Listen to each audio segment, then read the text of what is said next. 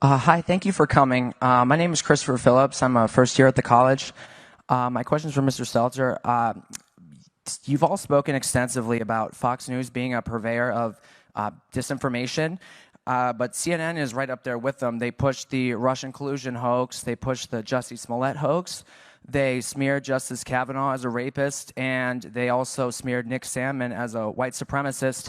And yes, they dismissed the Hunter Biden laptop affair as pure Russian disinformation.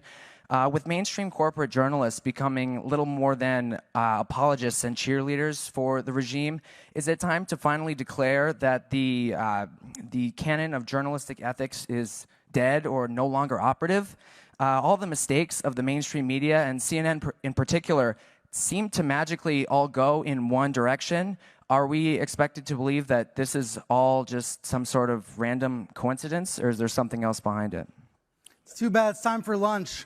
You have 30 seconds. No, I mean, right? there's a clock that says 30 seconds. But I think my honest answer to you, and I'll come over and talk in more detail after this, is that I think you're describing a different channel than the one that I watch.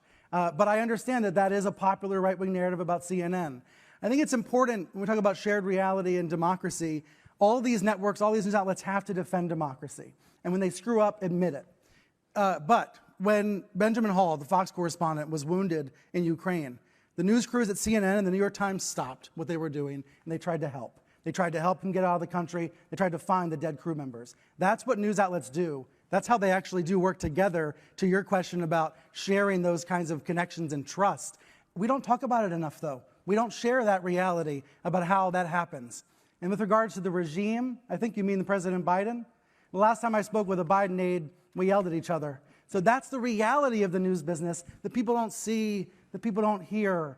They imagine that it's a situation that it simply is not.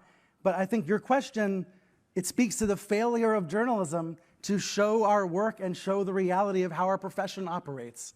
We have a lot of work to do, I think.